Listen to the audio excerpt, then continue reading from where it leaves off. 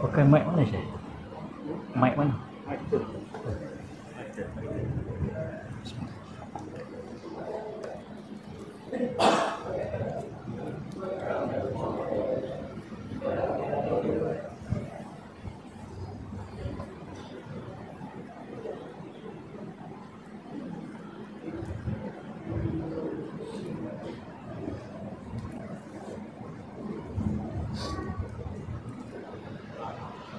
Allahumma salli wa sallim wa zid wa adim wa an'im wa tafaddal wa barik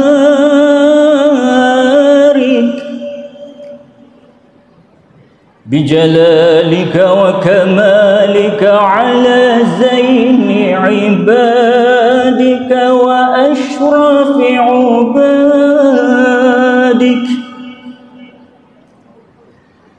أسعد العرب والعجم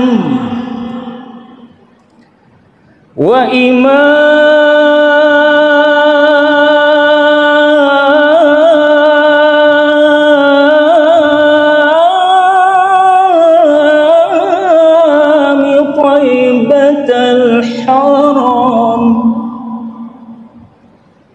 ومنبع العلم والحلم والحكمة والحكم أبي القاسم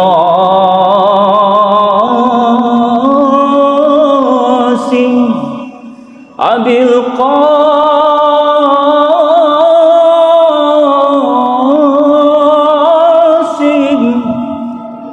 أبي القاسم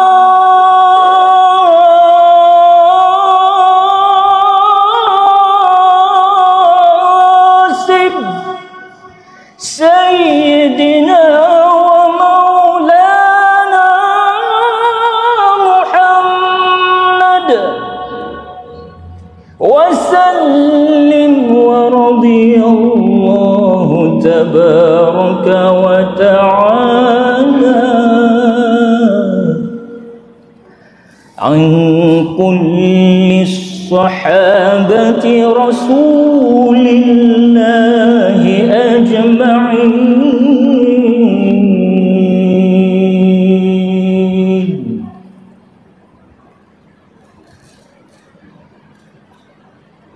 حسبي ربي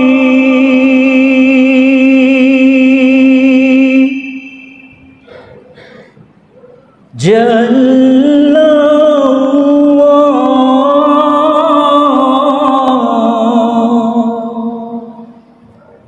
ما في قلبي غير الله على محمد صلى الله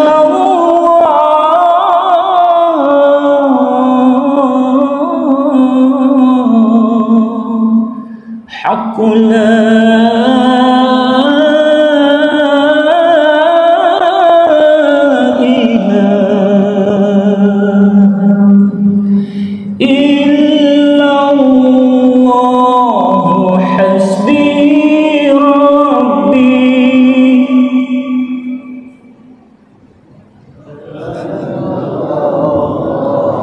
ما في قلبي على محمد لا إله إلا الله حسبي ربي جل الله ما في قلبي غير الله على محمد صلى الله لا إله إلا الله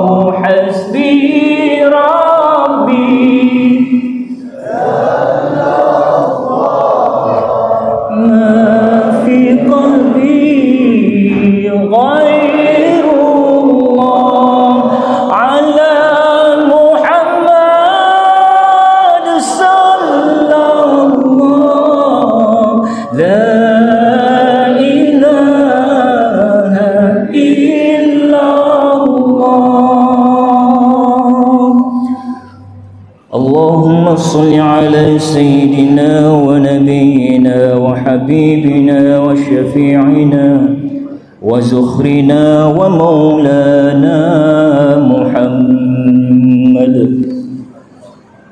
صلى الله وسلم عليه.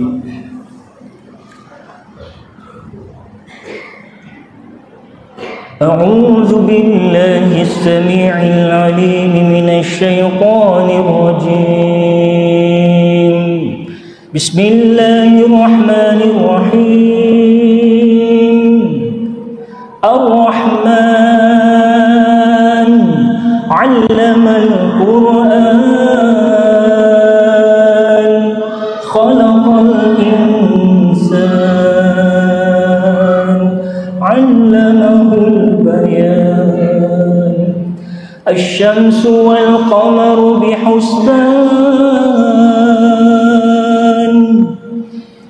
والنجم والشجر يسجدان والسماء رفعها ووضع الميزان ألا تطغوا في الميزان وأقيموا الوزن بالقسط ولا تخسروا الميزان والأرض وضعها للأنام فيها فاكهة والنخل ذات الأكمام والحب ذو العصف والريحان فبأي آلاء ربكما تكذبان. صدق الله العظيم. السلام عليكم ورحمة الله وبركاته. أعوذ بالله السميع العليم من الشيطان الرجيم. بسم الله الرحمن الرحيم. الحمد لله ثم الحمد لله رب العالمين وبه نستعين على أمور الدنيا والدين. قالوا سبحانك لا علم لنا إلا ما علمتنا إنك أنت العليم الحكيم. رب اشرح لي صدري ويسر لي أمري واhlul 'uqdatam min lisani yafqahu qawli. Amma ba'd.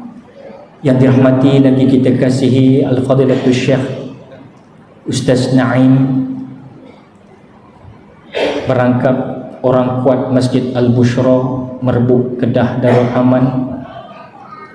Yang dirahmati lagi kita kasihi kepada seluruh kepimpinan Masjid Al-Bushra, atau lebih dikenali dengan masjid viral satu Malaysia, bahkan satu dunia, kerana internet tiada batasan. Sudah tentu bila mendengar saja jemputan ke Masjid Al-Bushra ini, dalam gambaran benak fikiran ana yang dhaif, ini peluang untuk bertemu dengan satu public figure yang hebat. Sekarang ini sedang viral dalam TikTok. Kemarin saja membuat suatu fenomena, yang ini 245,000 Ustaz. Aku tengok Ustaz. 245,000 Ustaz. Sebab apa? Innamal a'malu binniyat. Setiap amal perbuatan itu dikira daripada niatnya. Jelas tuan-tuan dan puan. Saya tak tahu saya pernah main tak Masjid Bushra ni kata dulu, sebab saya lama tak main belah Kedah tuan-tuan. Rambut pun makin panjang pasal lama tak main. Jadi hampa jangan ketat sangat tengok rambut aku. Masya-Allah tabarakallah. Al-Fadilatul Syekh Ustaz Firdaus, nama beliau ini sedang meniti di bibir mereka-mereka yang diikat oleh Tuan Empunya Dunia di rumah Allah, bukan sahaja di bumi Kedah Darul Aman, bahkan di negeri-negeri aman yang lain. Kerana masjidnya aman, insya-Allah, maka amanlah semua kita. Kalau di satu kecamatan, kabupaten itu tempat masjidnya sendiri tidak aman, bagaimana ke area situ nak aman? Masya Allah, mabruk, tahniah ke atas seluruh ahli jawatan kuasa Masjid Al-Bushra kerana menjadi pemangkin suatu anjakan paradigma di dalam suatu sistem pemerintahan. Bunyi tinggi bunyi sistem pemerintahan. Sebab tinggi tuan-tuan dan puan, masjid ni, pentadbiran bab masjid ni paling tinggi. Dalil dia mana? Al-Islamu wala yu'la, al-Islamu ya'lu wala yu'la alaih. Islam itu agama yang paling tinggi. Maka pentadbiran yang mengurus tadbir rumah tuan mempunyai dunia ini juga, makamnya bukan kaleng-kaleng, makam tinggi. Tahniah lagi sekali Ustaz Firdaus kerana menjadi pemangkin sebenarnya. Benar kata Al-Fadilatul Syekh Ustaz Firdaus, tujuan apa juga anjakan paradigma di rumah Allah dilakukan, tak kiralah di Masjid Al-Bushra atau di tempat lain, bukan sama sekali meninggalkan dan memperbelakangkan orang-orang lama yang memang pakar dalam mentadbir rumah Allah. Tidak, sama sekali tidak. Kalau tak ada orang lama, tak ada Ustaz Firdaus. Tapi orang lama lagu mana? Dia ada dua golongan. Orang panggil sekarang otai. Satu otai masih berbisa, satu otai masih berdosa. Yang duduk dalam masjid ni, otai masih berbisa, tuan-tuan. Tengok sendiri, tuan-tuan. Kita ada ramai malam ni, 1,000 orang, 3,000 orang, termasuk yang tak datang. Tu belum kira TikTok lagi Ustaz. TikTok Ustaz. Astagfirullah. Semuanya dikira sebab Allah. Allah ikat kita. Bukan kata Ustaz Firdaus saja diikat di rumah Allah untuk diberi amanah. Kadang-kadang sampai keluar perkataan taklif. Beban Ustaz, pasal beban. Tapi kita buat juga. Kita buat pi. Pasal apa? Kalau kita tak buat, siapa nak buat? Allahu Akbar.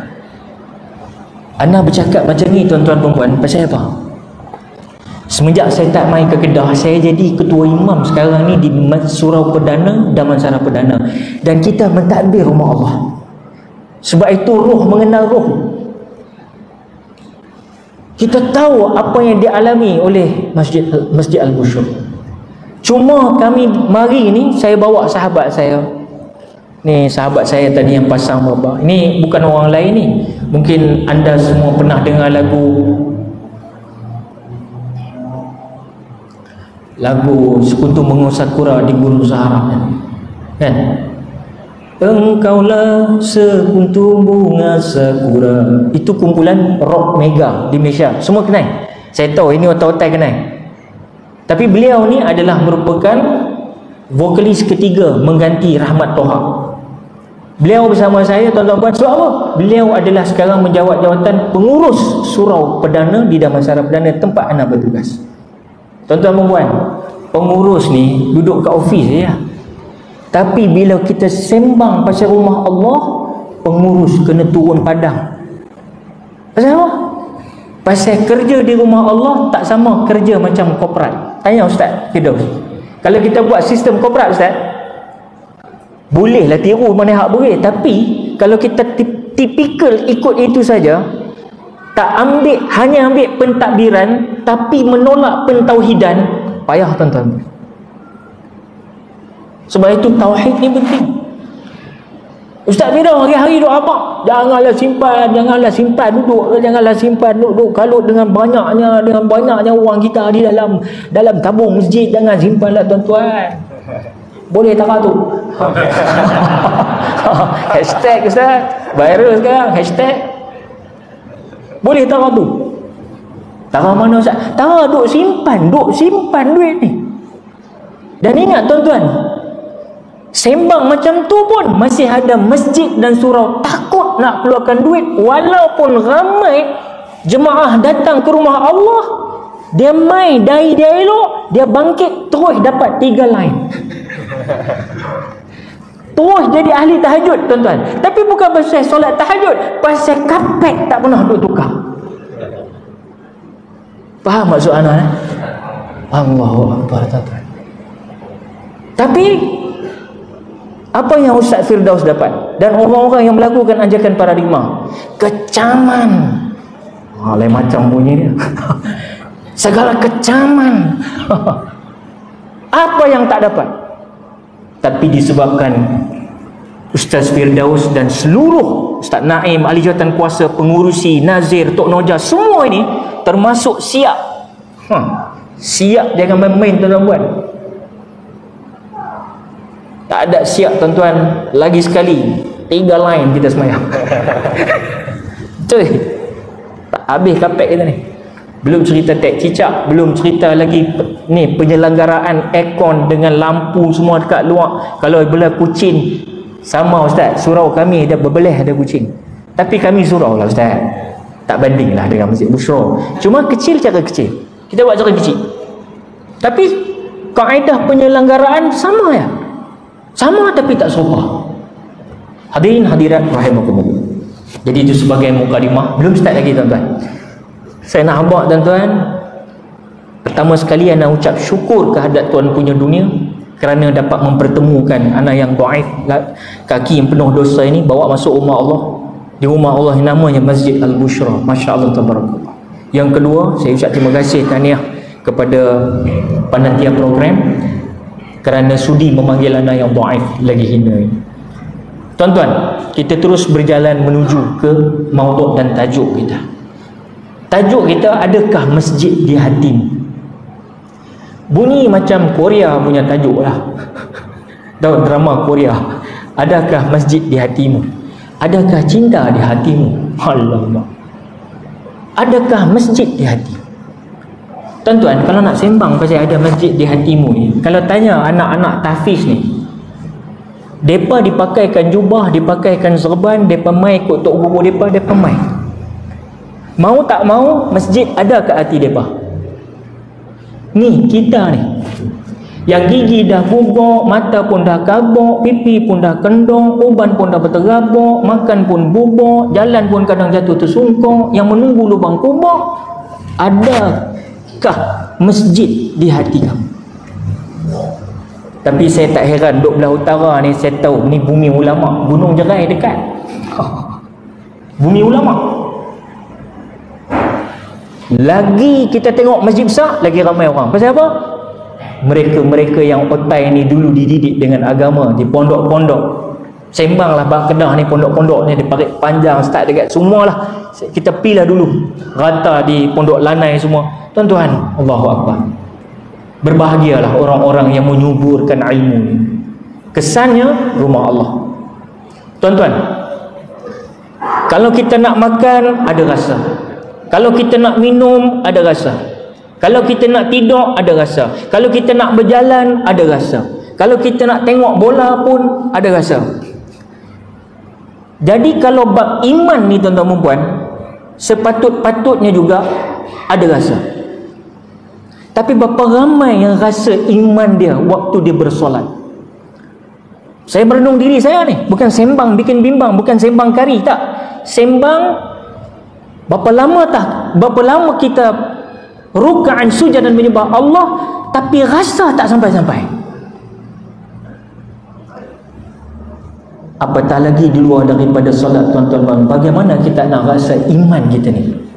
Tuan-tuan, sebab itu mesti ada sebab perkara-perkara yang nak melibatkan hubungan kita dengan Allah Subhanahu Wa Taala. Macam mana rasa iman? Rasanya manis. Semua nak rasa manis.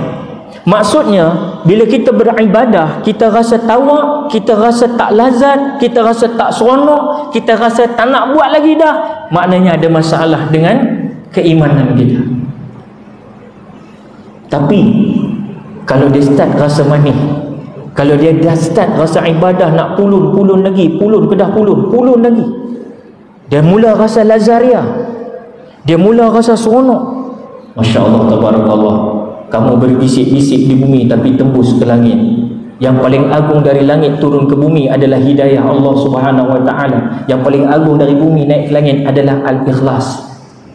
Subhanallah. Para hadirin ma'asyiral muslimin muslimat rahimakumullah, justru itu, walaupun kita dah lama beragama Islam, tapi mungkin kita masih tak merasai kenikmatan kemanisan iman ini. Sebab itu kalau buat ibadah, maka kita dalam keadaan malas ataupun asal buat saja. Tak ada perasaan atau nak tambah perbaiki amalan kita. Saya mengingat diri saya, cukuplah sekadar 5 waktu pun. Itu pun 5 waktu pun nasib baik. Ni kita dalam zon Isra' wal Mi'raj. Ada yang sembang kedai kopi, ada yang sembang kedai kopi. Sebab dia tahu cerita Nabi turun naik tuan-tuan perempuan. Bertemu dengan Allah. Nabi Musa kata, mintalah kurang bab solat ni. Turun naik dari 50 jadi 5. Sembang kedai kopi tuan-tuan. Silap Muhammad malam tu, dia kata. Pasal apa silap? Patut dia naik sekali lagi, dia kata. Tak ada solat langsung. Ni kepala otak kita. Para hadirin ma'asyiral muslimin muslimat rahimakumullah. Sebab itu, bagaimana dalam 5 itu sendiri pun kita susah, kita payah.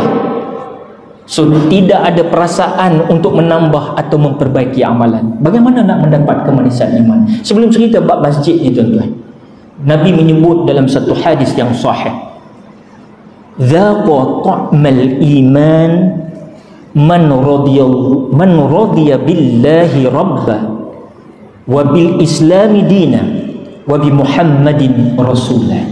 Sadaqah Rasulullah sallallahu alaihi wasallam atau kama qala Muslim. Akan merasakan kelazatan iman orang yang redha menjadikan Allah sebagai Rabbnya dan Islam sebagai agamanya serta Muhammad sebagai Rasulnya. Itu satu. Kalau dah semua redha bab ni, insya-Allah Allah turunkan kemanisan iman. Baik. Hadis Nabi duk habaq mai tadi kata ada 3 syarat kalau nak dapat kemanisan iman. Yang pertama, redha Allah sebagai Tuhan kita. Tengok, Allah, kita nak letakkan kita redha Allah sebagai Tuhan kita ni, maksudnya kita redha pada ketentuan yang Allah telah bagi kepada kita. Allah bagi nikmat, kita kata alhamdulillah. Allah bagi musibah, kita kata alhamdulillah. Pada masa tu barulah kita rasa kemanisan iman. Tapi hari ni bila Allah bagi nikmat, kita rasa alhamdulillah. Bila Allah bagi musibah, maka kita akan memfitnah Tuhan. Maka tidak ada kemanisan iman. Tuan-tuan, semua orang dalam kamus kehidupan perjalanan hidup seharian kita ini ada waktu-waktu sedih, waktu-waktu yang tak macam orang lain nak gembira, tak macam orang lain boleh bersantai-santai. Masing-masing Allah uji kita, tuan-tuan. Allazi khalaqal mauta wal hayata liyabluwakum ayyukum ahsanu amala. Aku jadikan mati dan hidup itu ke atas kalian adalah sebagai ujian ke atas kalian. Aku nak tengok siapa yang lagi baik amalan dia. Bukan banyak amal, baik amalan dia. Lagi makam tinggi, lagi Allah uji cara tinggi. Lagi makam tinggi, lagi Allah uji cara tinggi. Diuji, segala-gala kita teruji. Dan bukan kita seorang kena uji, semua orang kena uji. Tapi beza orang yang Allah uji nak menaikkan keimanan dia. Allah bagi nikmat, dia syukur alhamdulillah. Allah bagi musibah, dia kata alhamdulillah. Masa tu baru kita rasa kenikmatan atau kemanisan iman. Bila kita dapat nikmat, Islam suruh jangan melompat-lompat. Bila kita dapat musibah pun, Islam suruh jangan mengamuk, jangan berletiak, jangan merungut keresahan. Itu bukti iman kita cacat. Tapi nak buat boleh ke Ustaz? Saya pun mujahadah diri saya, tuan-tuan. Bukan senang. Tengok sendirilah, bila ujung bulan baru semua muka ceria. Pasal pergi ATM masing-masing senyum, jalan lain macam bro. Tapi kalau awal bulan, tengah bulan, tengok cara nak sembang sangat pun tak. Pasal serba-serba kekurangan lagi, tanggungjawab banyak. Tuan-tuan, apabila Allah uji kita, kita bersabar, kita syukur. Bila Allah bagi kelebihan pada kita, kita bersabar, kita bersyukur, baru dapat rasa nikmat iman. Tuan-tuan, sebab orang yang perangai macam ni, dia tidak akan rasa kemanisan iman. Satu ketika Ada satu hamba Allah sedang tawaf di Baitullahil Haram. Apabila sahabat ni, seorang insan ni, seorang muslim ni sedang tawaf di Baitullahil Haram, tiba-tiba dia melafazkan satu doa macam kalam munajat. Sambil dia tawaf, sambil dia habaq, dia kata apa? Ya Allah, redalah kepadaku ya Allah. Ya Allah, redalah kepadaku ya Allah. Ya Allah, redalah kepadaku ya Allah. Sambil dia tawaf. Dalam waktu yang sama, sewaktu tawaf itu, bersamanya ketika itu ialah Al-Imamul Kabir Al-Syekh Imamul Syafi'i Muhammad bin Idris rahimallahu ta'ala. Imam Syafi'i tengah duduk sama tawaf. Dia dengar sahabat tadi bunyi, Ya Allah, redalah padaku ya Allah. Ya Allah, redalah padaku ya Allah. Imam Syafi'i dengar. Bila Imam Syafi'i dengar, terus Imam Syafi'i pergi kepada sahabat tadi dan menanyakan hal tersebut. Sahabat, kamu minta, aku dengar tadi kamu minta Allah redha pada kamu. Maka lelaki tadi pun terkejut, tuan-tuan. Dia tanya balik, dia kata, kenapa salah ke aku minta Allah redha pada aku? Lu siapa? Alamak, bahasa orang sekarang, lu siapa? Tapi takkan masa tu macam tu kan. Dia kata, hang siapa? Bahasa Kedah, hang siapa? Dia tanya lagi, siapakah kamu?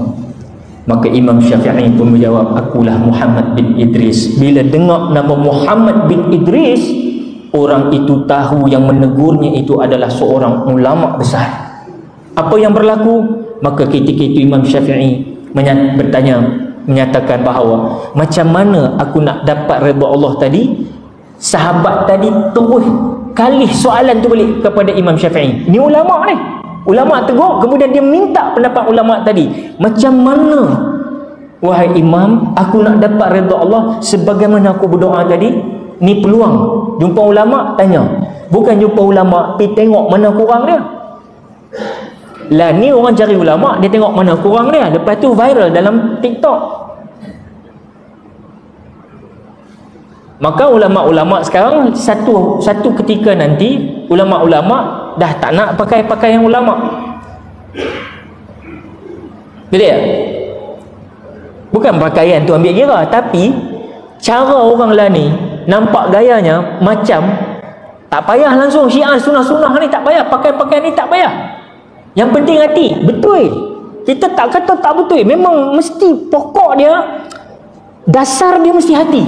Sebab benda yang ma'nawiyah, spiritual, itu penting. Tapi disebabkan orang hari ni terlalu mudah-mudah dengan para alim ulama, mereka boleh kata apa saja pada ulama, sampai ulama pun macam mana ni?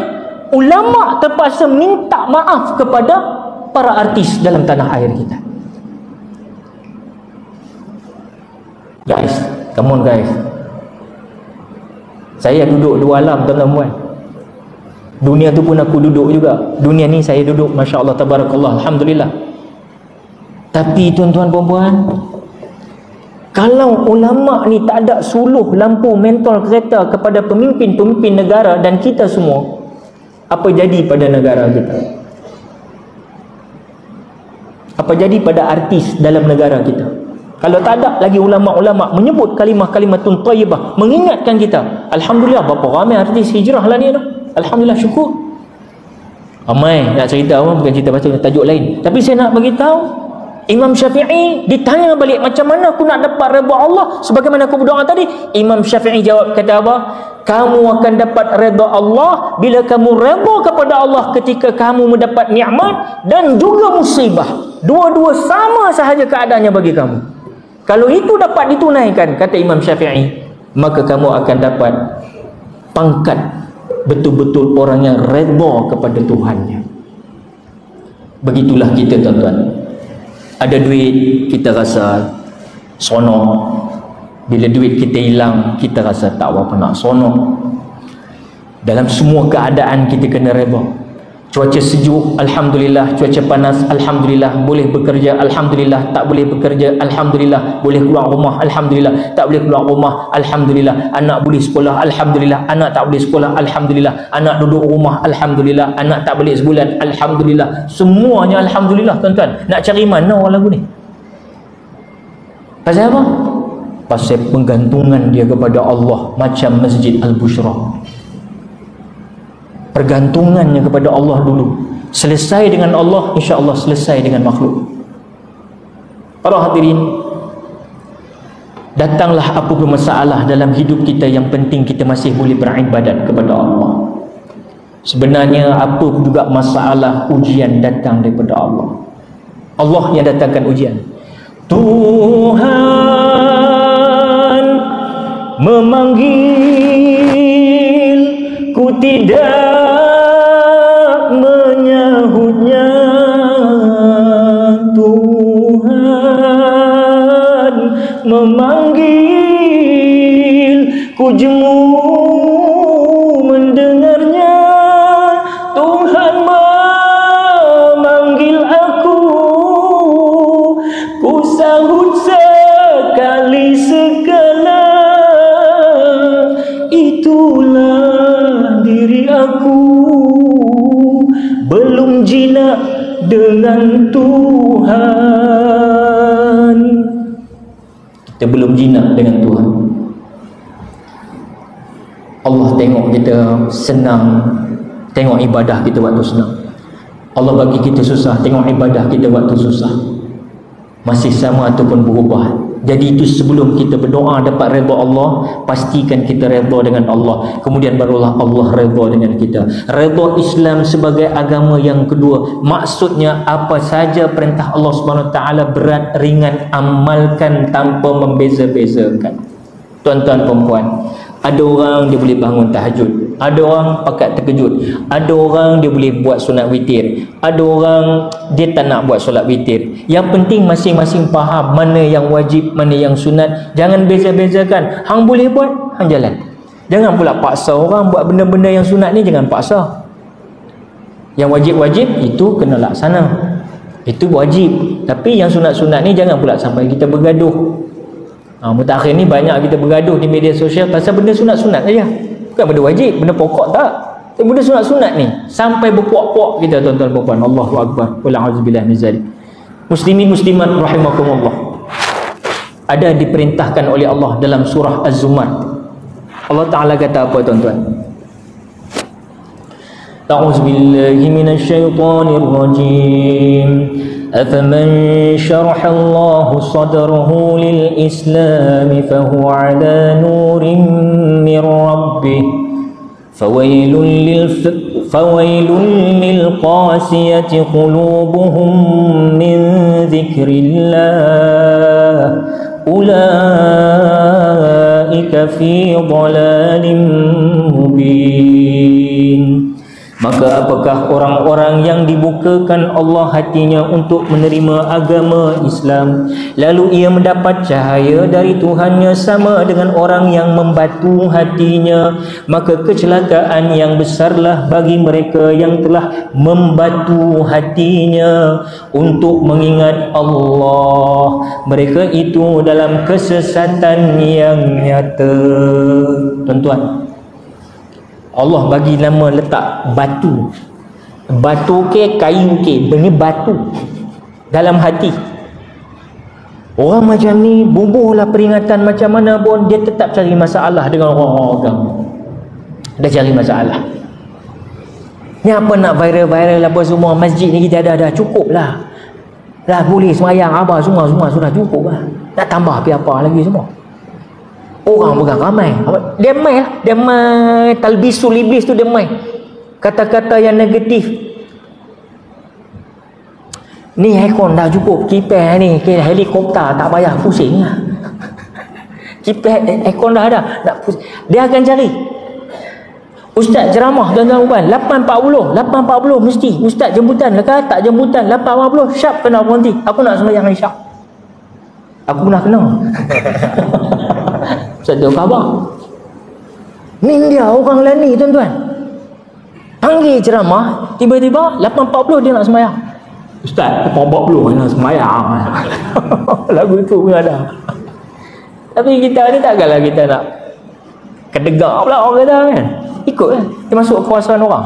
Jangan lawan ayah negara kan. Begitu cerita dia, tuan-tuan. Tuan-tuan, apakah maksud lapang hati untuk Islam? Maknanya kita seronok, kita rindu nak amalkan. Rindu. Dah meninggal pun penyanyi tu. Kita rindu kepada penyanyi Alung Spoon yang telah mendahului kita. Tapi Alung Spoon telah masuk ke alam fasa, iaitu alam barzakh, yang beliau hanya ada satu fasa lagi nak bertemu dengan Allah Subhanahu Wa Taala di yaumil mahsyar. Kita belum, kita masih di fasa yang ketiga. Fasa alam dunia. Belum lagi di alam barzakh, belum. Tuan-tuan, rasa mudah nak solat 5 waktu. Nak solat awal waktu mudah, nak pergi masjid mudah. Tak kira lah pakai gerek ke, motor ke, Merc ke, BM ke. Bukan soal kenderaan dah tuan-tuan perempuan. Tapi soal dia apa? Soal hati dia. Berebut, rasa meruyut-ruyut nak pergi ni. Orang macam ni tuan-tuan perempuan, dia redha kepada Islam. Nak zikir petang pagi mudah, nak baca Al-Quran 2-3 jam pun mudah, nak sedekah pun mudah, semuanya mudah, tak ada masalah. Barulah tuan-tuan perempuan rasa manisnya iman, dan banyak mulut kata aku redha Islam sebagai agama, tetapi perlakuan kadang-kadang saya merenung diri saya dan keluarga saya, masih ada yang belum solat terang-terangan, masih ada yang buka aurat terang-terangan. Bahkan kita azan. Jalan. Oh, jalan. Macam ni suara. Bahkan sekarang ada satu podcast, tuan-tuan, ada satu podcast, ada 2 hamba Allah. Mereka ni mengkaji bagaimana cerita zaman-zaman Firaun, zaman-zaman dulu, Abraham, Moses semua. Kaji macam mana orang dulu dengan bab aurah wanita ni. Dan viral baru-baru ni, 2 insan hamba Allah ni buat podcast. Mereka sembang, tajuk dia letak dekat TikTok tu apa? Dia letak tajuk sempoi. Tajuk apa? Tajuk dia, hijab bukanlah suatu kewajipan, tapi suatu pilihan.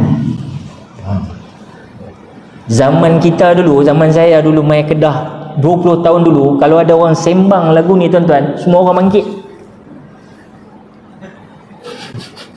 Semua orang bangkit. Lah ni clear cut, macam-macam yang orang goncang agama kita, institusi agama kita. Senyap.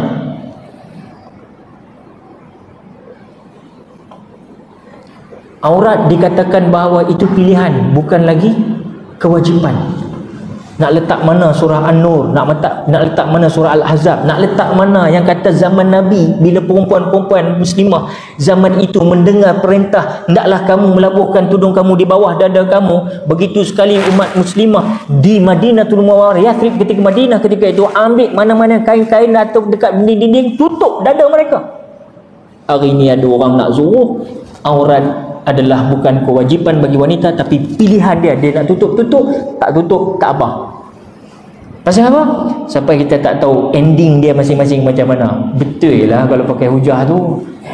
Saya pun tak tahu tempat saya di mana. Tapi kita hari-hari duk doa ni, Allahumma khtim lana ya Allah bihusnil khatimah, wa la takhtim alaina ya Rabbi bisu'il khatimah. Bisu'il khatimah. Na'udzubillah min zalik.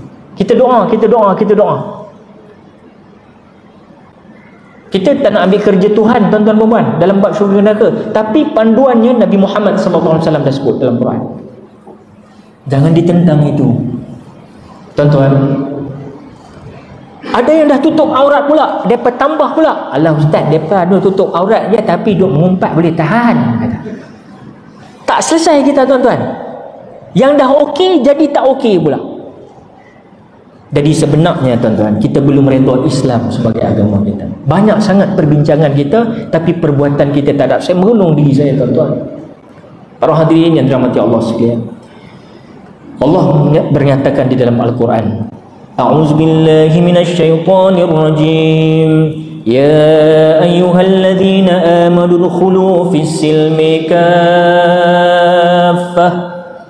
Wahai orang beriman, masuklah ke dalam Islam seluruhnya.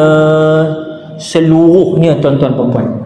bukan separuh-separuh. Jangan pilih-pilih amalan, amalkan semua. Minta kekuatan dari Allah. Kita sendiri tak mampu, tuan-tuan. Nak solat, nak hebat solat, nak baca Quran, nak bangun tahajud, semua nak tutup aurat, nak berhenti dedah, nak berhenti dadah, nak berhenti night cap, Guinness tak, Wimbledon, Nalada, Heineken, Tiger, Carlsberg, ni semua judi ni semua kita tak mampu, tuan-tuan. Sebab kita ni memang dikirim, dibekal dengan nafsu. Nak iman pula tipih, besar kulit bawang.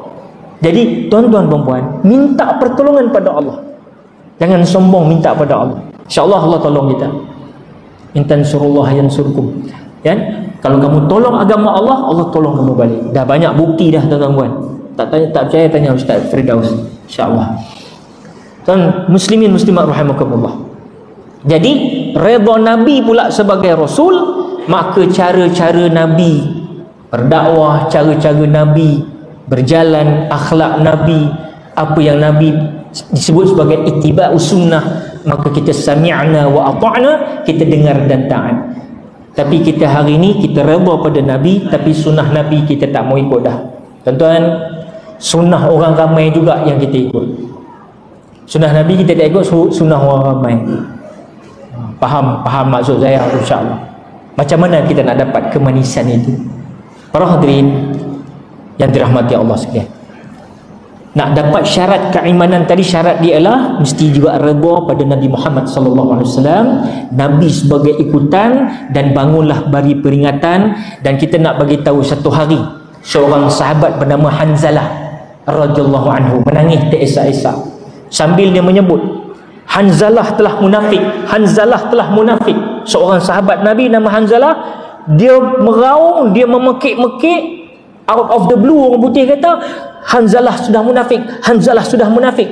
Sayyidina Abu Bakar duk mai, dia tengok dengar keluhan dan tangisan si Hanzalah, lalu dia bertanya Hanzalah, mengapa hang duk kata lagu tu? Hanzalah kata, dia menjawab, dia kata apa? Ada benda yang dia cakap sampai pernyataan oleh Hanzalah kepada Abi Bakar. Abi Bakar pula menangis. Apabila Abu Bakar menangis, tuan-tuan, dia sebut terus, jika begitu aku pun bimbang, aku juga munafik, kata Sayyidina Abu Bakar As-Siddiq. Lalu mereka pergi mendapatkan Rasulullah sallallahu alaihi wasallam bagi mendapatkan keputusan. Sampai di hadapan Rasulullah, Hanzalah radhiyallahu anhu terus berkata, ya Rasulullah, Hanzalah telah munafik. Rasulullah bertanya, mengapa kamu berkata begitu? Kata Hanzalah, ketika aku bersama engkau ya Rasulullah, aku rasa seolah-olah syurga dan neraka itu sangat hampir dengan aku. Lantas air mataku mengalir ya Rasulullah. Tapi bila aku balik ke rumah, aku bersenda gurau, aku bersonok-sonok bersama anak-anak dan isteri aku ya Rasulullah. Aku lupa cerita duduk dengan hang tadi ya Rasulullah. Aku lupa duduk dengan baginda tadi. Ini yang aku rasa bahawa tidakkah aku ini seorang yang munafik ya Rasulullah. Balik Rasulullah dalam keadaan tersenyum. Baginda bersabda dalam hadis riwayat Imam Muslim, demi jiwaku di tangannya, andai kalian tetap seperti kalian di sisiku dan terus berzikir, nescaya para malaikat akan berjabat tangan kalian sedang kalian berada di atas tempat tidur dan di jalan raya. Tapi wahai Hanzalah, ada waktumu untuk beribadah dan ada waktumu untuk duniamu. Sadaqa Rasulullah sallallahu alaihi wasallam aw kama qala. Tuan-tuan, hadis ini mengajak kita, Nabi clearkan kepala otak Hanzalah yang sedang bersimpul. Pasal dia duk rasa ibadah balik seronok, tuan-tuan. Tiba-tiba bila dia rasa diri dia macam munafik. Tapi Nabi kata, kita ni ada sisi manusia kita. Ada masa iman kita kuat, ada masa iman kita turun. Iman al-yazid wa yankus, kejap naik kejap turun. Maka semasa kuat, hendaklah kamu bangun qiyamul lail supaya kita pun mudah untuk bangun seterusnya. Tapi jika iman kamu lemah, hendak solat fardu yang wajib itu pun rasa sukar dan amat malas. Maka itulah kita Nabi tahu tuan-tuan dan puan. Sebab itu Nabi tahu, bagi tahu kepada Hanzalah, iman itu tempatnya dalam hati. Hati manusia sifatnya berbolak-balik, mudah condong dan cenderung dengan sesuatu, mudah juga terkesan dengan suasana. Maka ada masalah, cari Allah dulu. Tuan-tuan, maksud saya, Hanzalah ni dia berfikiran yang salah. Hidup kita ni bukanlah hanya zikir, Quran, solat. Allah Maha tahu, Allah cipta kita. Sebab itu dibentangkan bumi dunia ini untuk kamu. Cuma jangan hulu, jangan melampau. Pakailah, makanlah, berhiburlah sekadarnya. Sebab manusia tetap manusia, tuan-tuan. Tetapi bila ada masalah, cari Allah. Mengadu di dalam solat. Doa kita kerana pengaduan itulah akan menyampaikan kita kepada puncak kasih sayang Allah. Mengadu kepada Allah, Allah Maha mendengar. Mengadu kepada manusia, kadang-kadang lagi banyak permasalahan yang timbul. Mengadulah kepada Allah. Apabila cinta sudah berputik, ibadah akan jadi hadiah, bukan lagi menjadi tanggungjawab. Saya ulang, apabila cinta telah berputik, ibadah sudah jadi hadiah, bukan lagi menjadi sebagai satu tanggungjawab. Para hadirin ma'asyarul muslimin muslimat rahimakumullah. Sebab itu intim dengan Allah. Saya tahu di masjid Madat baru ni Ustaz Firdaus bertiktok sama kumpulan intim. Ada persembahan intim sahabat kita. Tapi sebenarnya kita sentiasa mendoakan. Siapa nak buat kerja untuk Allah ni, doa itu sebenarnya bukan untuk mengingatkan Allah tentang masalah yang sedang kalian hadapi. Tapi doa itu adalah mengingatkanmu akan siapa Allah itu sendiri. Saya ulang, doa yang kita persembahkan tiap-tiap hari ni, tuan-tuan puan-puan, maklum adalah mengingatkan kita bahawa bukan pasal nak ingatkan Allah tentang masalah yang aku tengah hadapi ni. Aku struggle, ya Allah, tolong ya Allah, hutangku banyak ya Allah. Bukan sembah hak tu. Sebenarnya bila kita berdoa pada Tuhan punya dunia, doa mengingatkan kamu siapa Allah tu. Sebab itu yang paling penting, kita masuk ke dalam zon, ada masjid tak di hati kamu. Kalaulah tak kerana maqam cinta, tuan-tuan puan, kita tak masuk rumah Allah. Sebab kita dah hub, kita kenal, kita rasa. Orang yang maqam cinta ni, dia ada 3 kategori. Pertama, dia baru suka. Kedua, dia suka senang-senang dan tertarik. Yang ketiga, tuan-tuan perempuan, dia akan bagi komitmen pasal cinta. Dan yang seterusnya, dia sentiasa nak buat baik. Saya nak bagi tuan-tuan perempuan, makam cinta ni saya nak implementasikan kepada rumah Allah. Adakah kita ini cinta kepada rumah Allah dalam kategori mana? Ada orang dia suka sebut masjid, dia suka. Sebut hak lain dia tak suka. Sebut masjid, Masya Allah, tabarakallah, Syekh, best, masjid tu okey. Masjid Busra, Masya Allah, hebat masjid tu, tabarakallah, ajib, hebat. Sebut pasal masjid, dia suka. Ada pula orang bila cerita pasal masjid, rumah Allah ni, dia senang dan amat tertarik. Pasal apa? Dia tertarik dengan fizikal dia. Dia tengok, dia berhenti kat luar, dia tengok, alamak, semboi cantik Allah, kubah macam wali Songo. Lepas dia tengok, dia belah, semayang tak juga. Ataupun dia rempit, baik punya rempit, semangat ni nak semayang tarawih besok, nak berhenti, dia berhenti, semangat tu dah datang, hidayah dah sampai, mak rempit relax, berhenti tengok, Allah, best masjid, kubah dari jauh nampak dah cantik, semangat pun nak masjid. Sampai masjid, India punya orang sampai melimpah keluar, dia tengok orang ramai, tak payah semayang lah, mereka pun dah ramai, belah. Ada tak lagu tu? Ada. Pasal apa? Dia baru senang-senang dan tertarik. Ni makam cinta kita pada masjid ni. Masuk cerita masjid, tuan-tuan. Ada pula jenis yang komitmen. Komitmen apa? Apabila anak dia sakit perut, dia komitmen sungguh dengan masjid ni. Mana masjid yang pasal dia tahu siap buat kerja A+ punya. Tandas memang licin dia. Banding dengan tandas dekat mana-mana tempat isi minyak ni kadang-kadang tak boleh. Tak boleh. Masuk-masuk ikan keli banyak. Tak jadi dah. Tapi masuk rumah Allah, ya bau wangi, bau mut pula, bau raubah. Siapa yang tak nak tuan-tuan? Tapi dia perintah apa?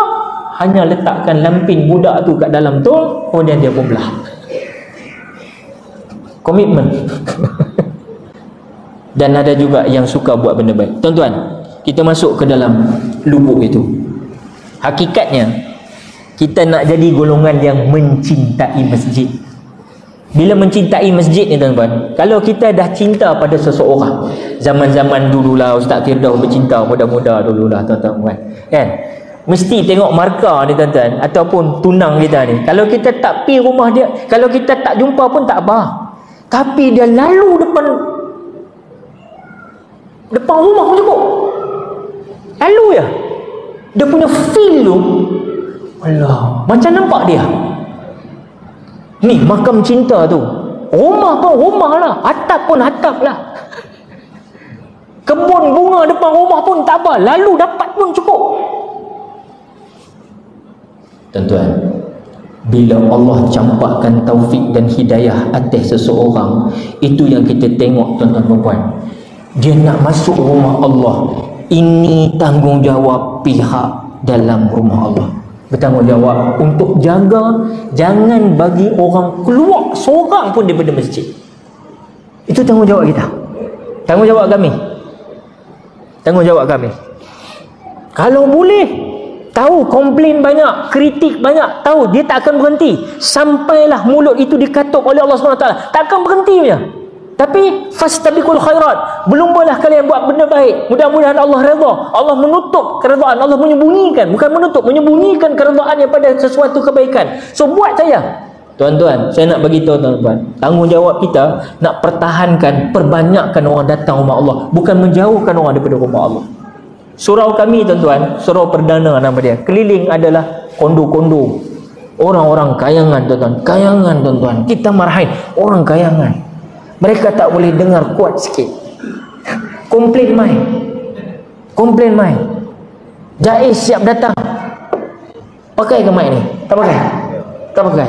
Ada, okey maklum. Siap komplain. Baca surah Al-Mulk, sini baca surah Al-Mulk lepas Isyak. Kita buat di sana. Ada juga mengganggu ketentraman bunyi. Tapi tak apalah kalau orang yang bukan Islam, kita faham. Sebab dalam Islam pun Rasulullah suruh jaga kita punya akhlak dengan orang yang non-Muslim ni, kita kena jaga. Bukan makna kita ada masjid kita boleh buat suka hati kita, betul. Tapi dalam jangka masa surah Al-Mulk yang lebih kurang tak sampai 10 minit tu pun jadi isu yang hebat tuan-tuan. Pasal apa? Mereka nak tengok Netflix tapi ganggu bacaan Al-Mulk tu.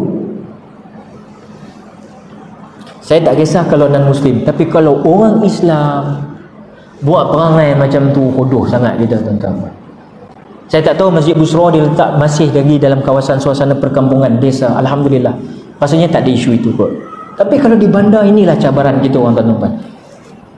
Dan di bandar ni pula, atau di kampung, ada satu kes bagaimana seorang daripada punk rock, remaja punk rock, rambut panjang, warna-warni, pakai seluar Yankee, pakai seluar jeans, pakai t-shirt, lambang tengkorak ke apa aku pun tak tahu.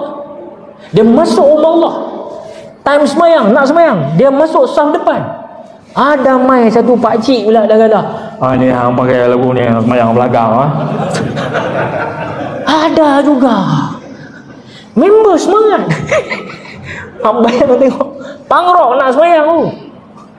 Janganlah gagalkan semangat lamina dia tu. Tengok semangat. Ini kesilapan kita. Maka menjauh dia, jauh, lagi jauh dia daripada rumah Allah. Patut dia dah mai tu atas kesedaran, atas nikmat taufik hidayah Allah. Kita pula sebagai manusia ambil kerja Tuhan. Hantar lu pakai baju lagu ni apa? Dia dah semayang belakang. Orang semua sini jubah semua wangi apa semua ni hal rambut panjang apa semua. Orang ke belakang. Budak ni dia masuk dalam, dia tulis dalam internet. Saya kesal sebab saya nak pergi semayang, ada satu pakcik tegur saya sampai saya nak semayang macam orang lain nak semayang juga, menutup aurat dengan baik. Cuma pelik lah sikit aku, style aku lah. Tapi dia suruh aku pergi belakang. Aku bukan perempuan, sah belakang. Muslimat. Sajad pun tidak. Maknanya pakcik, mesra lah sikit pakcik. Jadi Syekh, jadi. Benda ni jadi. Jangan sembang tu. Lagi kita otai, lagi kita tengok orang macam dia duk cari orang. Dia duk cari mana yang pelik sikit ni. Orang ni penceramah rambut panjang lah awak. Dia cari yang pelik-pelik. Tuan-tuan, sekadar kita singgah, sekadar kita membuang, sekadar itu kita dengan rumah Allah, adakah masjid itu fungsinya untuk kita? Adakah sekadar itu? Hadirin hadirat dirahmati Allah. Rasulullah bersabda, apabila kamu melihat seorang lelaki sentiasa mengunjungi masjid, maka saksikanlah bahawa dia adalah seorang yang beriman. Nabi sebut orang yang berulang-alik pergi masjid ni, kau tengok dia ni selalu pergi masjid, keluar masuk, tiap 5 waktu muka dia mesti ada. Hang ni tak kerja, aku pun payah juga. Hang boleh, tapi kalau hang saksikan orang macam ni bahawa dia adalah seorang yang beriman menurut hadis riwayat Imam Ahmad dan Ibnu Majah. Tuan-tuan, no doubt, jangan dipertikai tuan-tuan. Ni dak kita ni tuan-tuan, Allah buruk lah kadang-kadang. Tengok orang tak pernah main masjid, dia main masjid, dia boleh istiqamah pula, mainlah keluar satu fatwa bebas. Ini lain tak ada apa ni, tengok jawatan lah ni bilang anak apa ni, mesyuarat nak dekat ni, tak lama ni, patutlah dia ada. Satu. Yang kedua, bila nak kenduri kahwin, salam. Assalamualaikum Ustaz. Imam lah? Tak, saya bukan imam, saya siap saya imam depan. Imam dia tak kenal. Pasal dia nak jadi imam, suruh baca doa. Tak, maaf tuan-tuan, benda ni berlaku tak? Berlaku. Tuan-tuan, asyarul muslimin muslimat rahimakumullah, kau saksikanlah orang yang sentiasa pergi ulang-alik masjid, mereka itu adalah orang yang beriman. Dari Ibnu Mas'ud radhiyallahu anhu, dia berkata, sesungguhnya Rasulullah sallallahu alaihi wasallam mengajar kami sunnah-sunnah, jalan-jalan petunjuk dan kebenaran, dan di antara sunnah-sunnah tersebut adalah solat di masjid yang dikumandangkan azan di dalamnya. Hayya 'alas salat, hayya 'alas salat,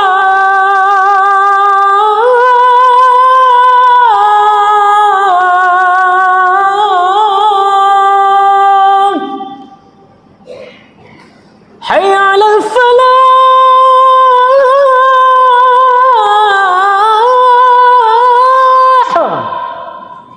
hayya 'alal falah.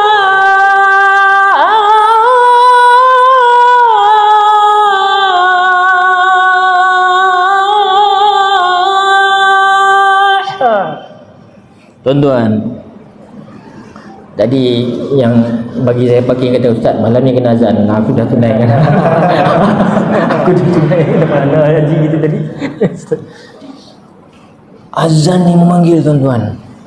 Ku dengar merdunian suara azan berkumandang, melantunkan suara azan memenuhi kewajiban seorang muslim, salat 5 waktu sehari semalam. Lagu ni masa zaman IKIM mula-mula dulu, ingat tak IKIM? Masa tu saya banyak ke sana, saya tengok lagu ni top lagu Indonesia. Ini yang top Indonesia, tapi apa dia? Ini parah, ini parah, ini parah. Astagfirullah. Tuan-tuan, ada orang memperkumandangkan azan, mai datang. Okey, azan ustaz, saya orang tua-tua ni azan ustaz. Orang tua-tua boleh ke azan? Ada viral satu pakcik Pulau Pinang. Pulau Pinang mana? Ke di Puchong mana? Satu masjid, orang tua otai. Tapi dia punya semangat azan, masya-Allah. Yang ni kita nak, tuan-tuan. Adalah kadang-kadang yang tua-tua berumur sikit, orang lama kita ni maklumlah gigi dah tak ada, dia bunyi lain sikit kan, ada bunyi lain sikit kan. Tapi ada orang tua yang masih mampu, Allah pelihara dia tu, subhanallah kan. Tu anak-anak muda macam ni kita nak ajak lah, azan, memanggil, memujuk, merayu kan. Tengok azan Piramli, Allahu Akbar,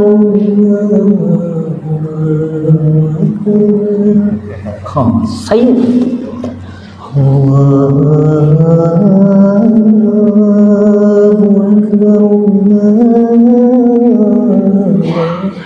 Akbar, hayya 'alas salat. Terbayang aduka tu. Tapi di Mekah ni tuan-tuan, Madinah, pasal apa azan dia keras? Pasal ini tanah Al-Haramain. Allahu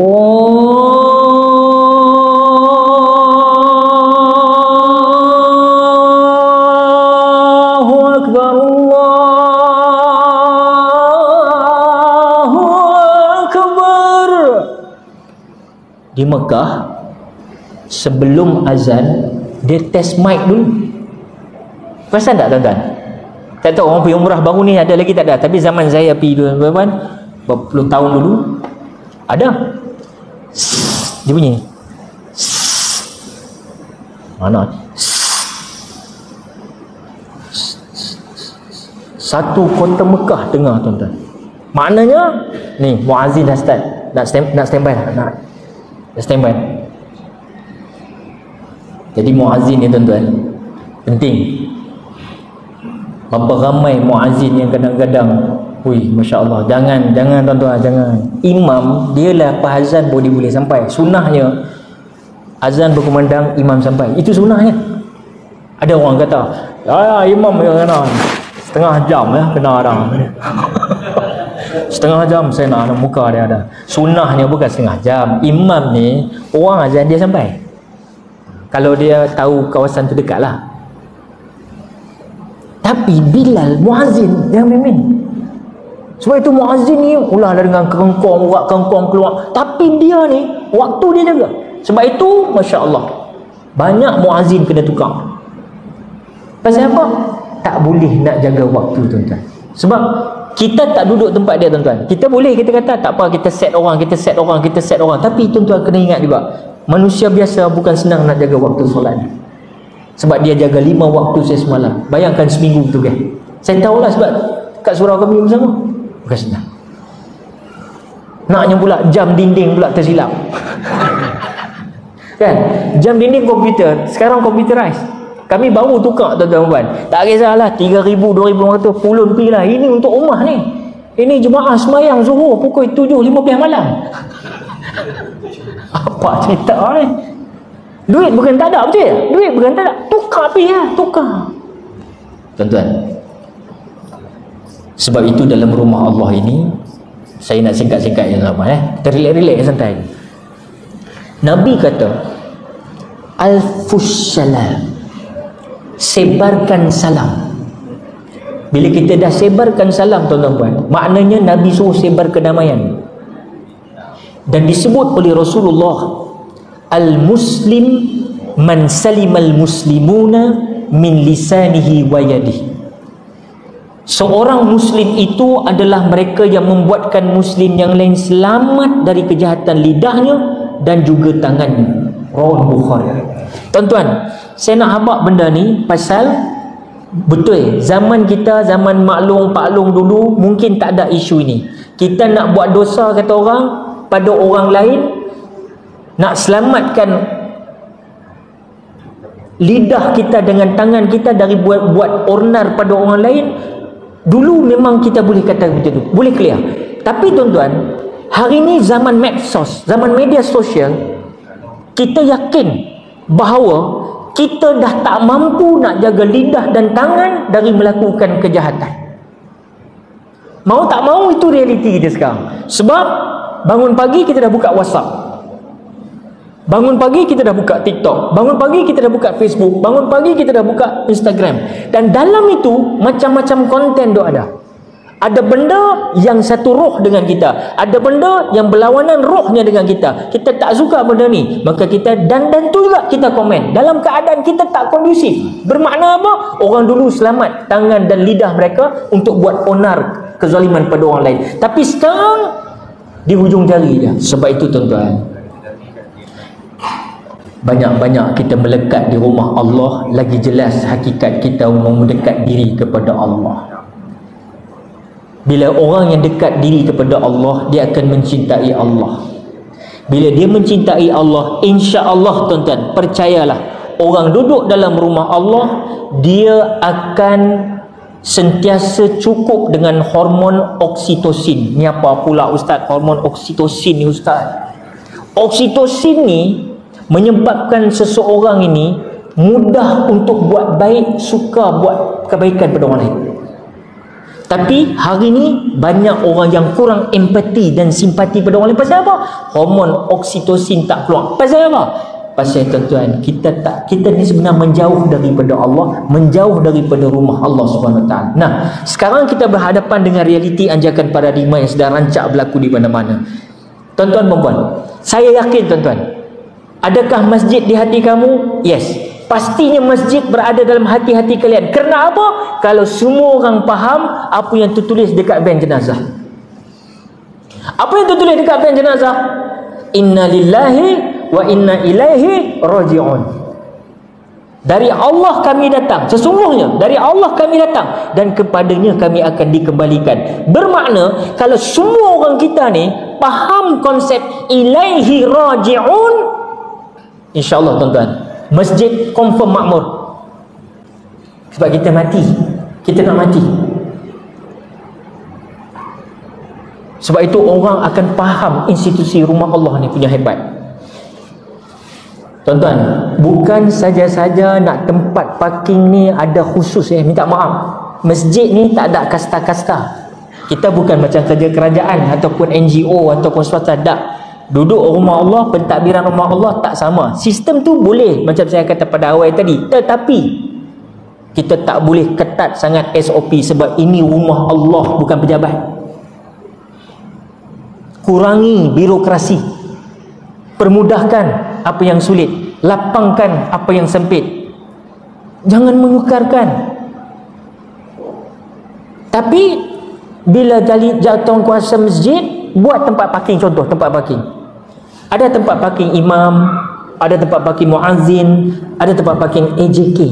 Bukan saja nak mengadang-adang. Ni tadi tempat parking penceramah. Tuan-tuan, kalau saya main tadi, saya tak tahu, saya tak kau Ustaz Firdaus, saya tak kau Ustaz Naim, baru tengah solat. Kami tak tahu nak pergi mana. Tahu-tahu kami masuk je, tengok gerak kerja Masjid Al-Bushra ni, mereka tahu pasal mereka kaki musafir. Mereka tahu macam mana kalau mereka pergi tempat orang lain, susah nak cari parking. So mudah kita nak buat macam mana? Masuk je simpang, masuk menghadap masjid, direct berdepan tu tempat penceramah, parking penceramah. Tak payah nak guna-guna teman.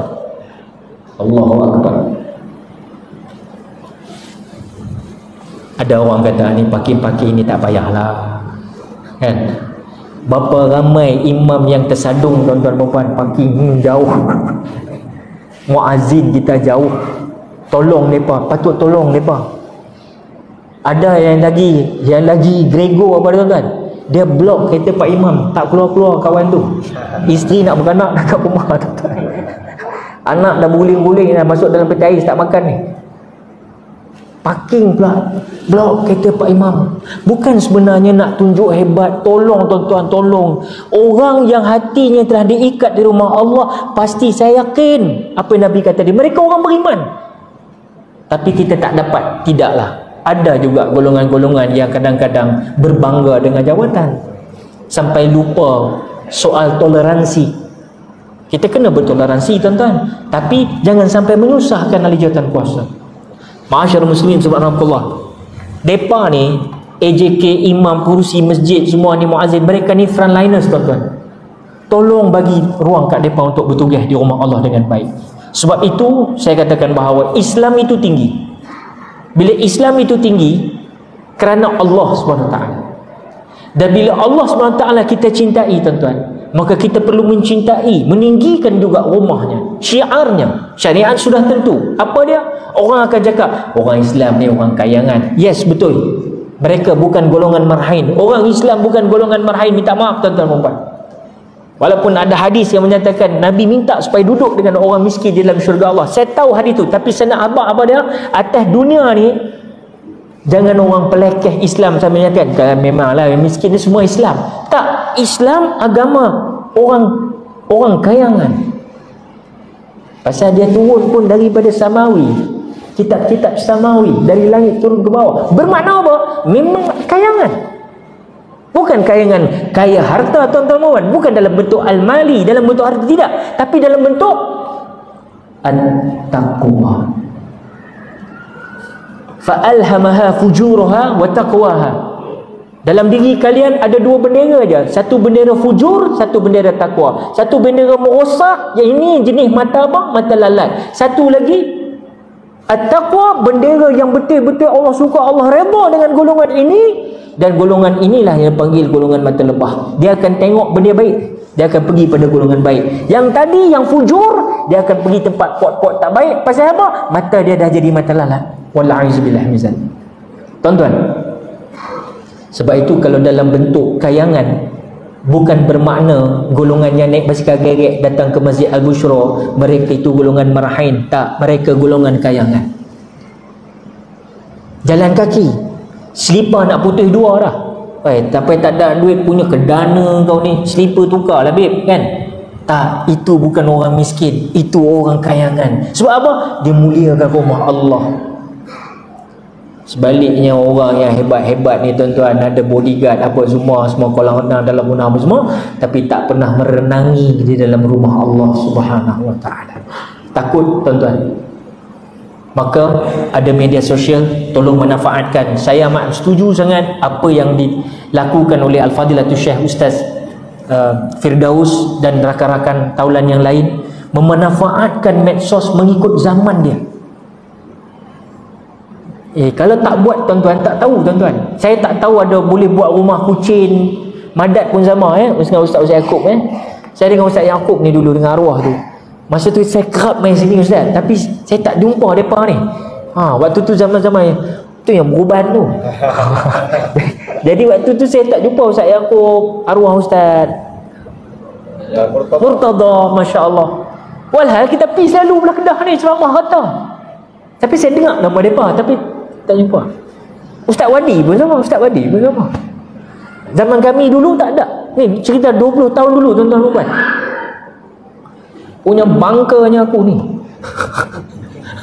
Tuan-tuan, apa yang nak kita hidupkan dalam rumah Allah adalah mahabbah. Ada bahagia dalam diri dia. Tuan-tuan, orang masuk rumah Allah ni, dia ada mahabbah, ada mawaddah, ada warahmah, ada sakinah. Bila kamu ada mahabbah, dia ada bahagia dalam diri dia, maka dia akan memasukkan mawaddah, masukkan ke dalam lubuk hati dia, apa dia? Cinta pada Allah. Orang bahagia je boleh nampak cinta tu terang masuk ke dalam, tuan-tuan. Bila dah cinta masuk ke dalam, dia akan senang untuk rahmah, berkasih sayang, nak ukhuwah Islamiah, nak bersilaturahmi. Dia senang tuan-tuan. Dan akhirnya golongan macam ni lah, kalau duduk rumah Allah, as-sakinah turun. Bila as-sakinah turun, ketenangan turun, ini akan menjadi magnet kepada seluruh yang ada di keliling rumah Allah. Percaya tuan-tuan. Tapi kena ada bahagia dalam diri dulu. Bahagia ni tak boleh dibuat olok-olok. Dia bukan boleh dilakon-lakonkan. Dia mesti daripada hati dia, dia cinta tuan-tuan perempuan. Contoh, bila dah intim dengan rumah Allah, I saw with my own eyes, cakap orang putih sikit, tahu orang merabuk. Saya nak bagi tahu, ramai orang yang tak bekerja ataupun terputus rezekinya Tapi bila dia duduk intim dalam rumah Allah, dia iktikaf, tidak pernah putus iktikafnya, rezeki dia wallahi wa tallahi wa billahi tidak pernah putus, tuan-tuan. Saya tengok dengan mata saya sendiri. Tuan-tuan, habaq mai pada anak-anak kita. Kalau mungkin yang terputus pekerjaan dan sebagainya, dekatkan diri dengan rumah Allah. Sambil usaha, tapi jangan lupa mai rumah Allah. Try iktikaf rumah Allah. Bersihkan hati kita, insya-Allah. Allah bagi jalan. Pasti Allah bagi jalan. Dan saya melihat ini bukti demi bukti. Ramai yang terputus pekerjaan, khusus waktu Covid lagi tu. Berapa ramai nak masuk rumah Allah, tapi tak boleh masuk. Pasal apa? Boleh 5 orang aja masuk. Dah kita pula terperangkap di rumah.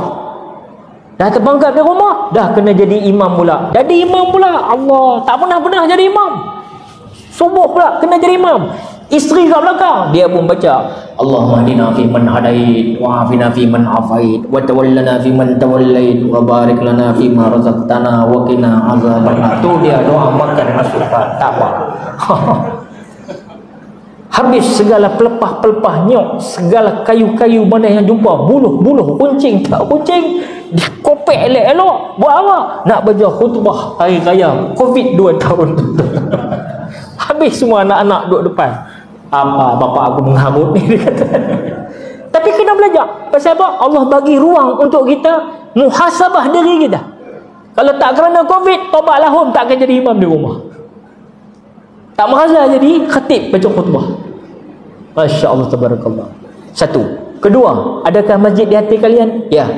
Saya melihat dengan kepala saya sendiri, orang-orang yang dihinggapi penyakit bipolar disorder, stress disorder, anxiety disorder, kemurungan yang melampau, sanggup rasa nak membunuh diri, sanggup nak mencampakkan diri di jambatan Pulau Pinang, sanggup nak makan petrol, sanggup ambil hos daripada exhaust masuk ke dalam kereta, tutup kunci, 5-6 hari baru jumpa mayat dalam kereta.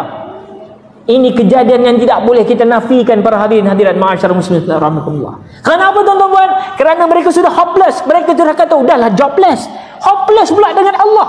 Mereka kata Allah dah tak menilai aku. Allah tak mau pandang sama aku, tuan-tuan puan. Muslimin muslimat rahmatullah. Pada mereka-mereka yang sebegini rupa, saya mengingatkan diri saya dan keluarga saya, tuan-tuan. Kerana saya pernah menempuh jalan ini. Saya pernah, tuan-tuan puan, saya tak boleh duduk 6 bulan. 6 bulan tak boleh duduk. Hampa bayang nak jadi apa? Ni nak boleh duduk, nikmat ni, tuan-tuan. Saya pernah tak boleh duduk, tuan-tuan. Saya duduk aja, dia main ni semacam.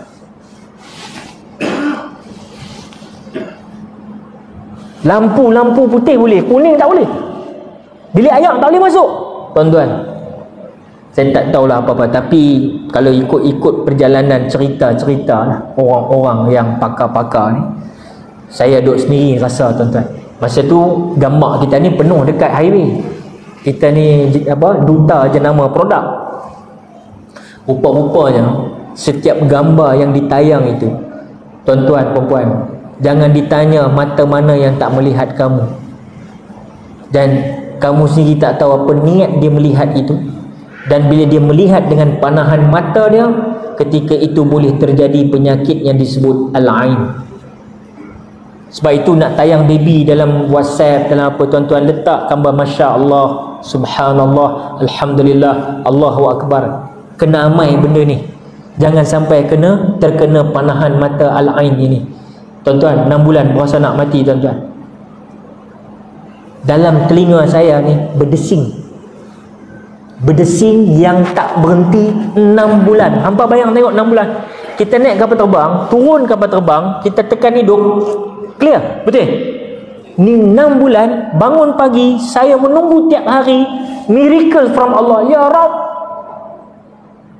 ya Rab, kau tarik ya Allah, bunyi dalam ni ya Allah, aku tak tahan ya Allah, aku tak tahan ya Allah, tarik ya Allah. 6 bulan Allah tak bagi. Ya Allah, biar ambil lagu tu aja. Dia basuh kita, dosa kita banyak, dia basuh. Ma'asyarul muslimin muslimat rahimakumullah. Saya pergi kepada seorang tuan doktor, bagaimana ni dalam saya ada bunyi bising-bising dalam, macam mana nak buat? Oh, senang saja ustaz. Macam mana? Saya boleh buat operation, saya potong satu urat saraf ustaz, clear. Tapi ustaz pekak lah, ini apa punya doktor. Doktor ayam. Potong satu urat, putus sampai aku pun tuli, tak mendengar. Itu bukan solution, tuan-tuan. Kalau saya tengah panik waktu tu, kemungkinan besar saya buat apa yang doktor suruh. Sebab kita percaya dengan doktor. Percaya tak? Percaya. Tapi pasal apa, tuan-tuan? Ni pentauhidan. Sabar Sahad, sabar Sahad. Ni orang yang kena uji sakit semua ni, saya tahu. Sabar Sahad. Walaupun saya baru kematian anak tiri saya, tuan-tuan. Umur 30 tahun, cancer stage 4. Saya dok hantar mesej WhatsApp, ayat-ayat, zikir-zikir apa yang patut. Tapi dia dah stage 4, tuan-tuan. Baru minggu lepas meninggal. Muda lagi 30 tahun, anak seorang. Saya tengok dekat hospital dia nyawa-nyawa ikan tu, saya tak larat nak tengok, tuan-tuan. Membaca Yasin. Sakit. Di manakah ubatnya, tuan-tuan? Ubatnya rumah Allah. Anda pergi hospital, anda pergi jumpa pakar, anda pergi begitu, tak jumpa juga, selesai juga, solusi tak jumpa juga, mai ke rumah Allah. Dan itulah yang saya yang dhaif saya lakukan. Saya tidur rumah Allah, saya iktikaf rumah Allah, sampai orang rumah pun rasa macam lain macam. Tapi saya kata saya nak kena duduk rumah Allah banyak. Duduk rumah Allah, mandi di rumah Allah, duk zikir rumah Allah. Tuan-tuan guru alim ulama datang minta tolong doakan sama-sama. Masya Allah, tabarakallah. Tuan-tuan, tak lama lepas, tuan-tuan, hilang semua benda. Yang kata, saya kata habis, gelap dah dunia aku, nak ceramah pun dah tak boleh, apa pun tak boleh. Pasal apa? Tak, benda dalam ni bising, tak tengah-tengah. Orang kedoktoran kata tinnitus. Itu bahasa mereka lah. Tapi sebenarnya ada dalam bab lain, ada bab lain. Tapi saya tak nak hurai bab tu. Saya nak cerita dalam bab agama ada, tapi saya nak habaknya apa? Oleh kerana kesabaran dan usaha ikhtiar, dan paling penting saya nak sebutnya apa, tuan-tuan? Di akhir jumpa ubatnya di mana? Dalam rumah Allah. Maknanya rumah Allah adalah hospital paling terbaik di dalam dunia. Orang je tak tahu. Pasal apa? Hospital dia kata ubat, bergantung pada ubat. Betul, saya tidak nafikan. Saya tidak nafikan ubat tu. Nah, ni lagi kita kelang kabut, tuan-tuan. Ada pula kata ubat ni bagus, ada orang lama-lama nak buat herba pula. Bangun pula doktor moden kata ini semua tak betul, ini semua tak betul. Bila ada pula orang suruh makan ubat doktor, datang pula pakar-pakar herba, ini semua tak betul, ini semua tak betul. Kita nak makan apa, tuan-tuan? Di dunia ni ubat apa yang kita nak makan sebenarnya? Ni semua pakar ni sembang ni. Ubat dia apa, tuan-tuan? Hospital terbaik rumah Allah sambil ubat-ubatan lain. Percaya, tuan-tuan? Tolong habaq ya ke anak-anak kita yang jadi nampak tekerawan kan, nampak macam ni macam ni macam ni. Wah, dia pergi hospital mana awak? Busyra baru punya hospital. Ini hospital jiwa, tuan-tuan, jangan main-main. Saya dah tengok sendiri bagaimana orang yang memang datang meleleh, tuan-tuan, meleleh. Assalamualaikum, meleleh. Hari ni dia orang berkhidmat di rumah Allah. 5 waktu saya semalam, saya pakai kereta, saya nak keluar, saya tengok dia bertahajud malam sorang-sorang. Tuan-tuan, kita tak tahu penghabisan kita macam mana. Jangan hukum orang. Jadi saya nak habaknya apa? Masjid adalah hospital. Jangan salah tafsir. Sebab apa? Di masjidlah kita dapat mengeluarkan bingkisan rohani mengadu kepada Tuhan punya dunia. Muslimin muslimat rahimakumullah. Sikit lagi, tuan-tuan, sikit lagi. Boleh Ustaz beritahu sikit je? Boleh? Sikit je. Masa dah time. Apa dia masa dah time? Upgrade sound system segala rumah Allah. Masa dah time, tuan-tuan. Sebab itu penceramah banyak mati cepat. Mikrofon ni Masya Allah, lagi deras, lagi dia tak dengar. Ustaz tu berceramah bukan satu tempat, banyak tempat kan. Sampai kadang-kadang pernah kita masuk mic tu yang jenis kecil tu, masuk dalam ni, masuk dalam mulut, tak bunyi lagi. Sampai short habis dah. Besi ni kena ayak-liak ni dia, tapi cakap juga lah. Dia tak tahu kita nak stroke. Cakap gelak. Lepas tu pegang ni besi ni, shot banyak kali tuan-tuan. Shot. Tapi kita berceramah, kita nak buat apa tuan-tuan? Kita tak ikat lah, kita reba lah. Upgrade mic kita. Dialah imam yang bakal mengimami kita solat tarawih ni tuan-tuan dan puan. Masya Allah, orang sembahyang pun sufufakum na'tadilu, Allahu Akbar, Allahu Akbar. Tuan, semangat tuan-tuan hari tu. Nak pula haji pula belakang dapat Allahumma salli ala sayyidina wa nabiyyina wa habibina wa syafi'ina wa zukhrina wa maulana Muhammad. Alhamdulillah dah ready. Ada setengah tu tak ready. Bila dia buat Allahumma salli ala Muhammad, ajam balik 8 rakaat dah. Geng 8 bertempur besok dengan geng 20 ni.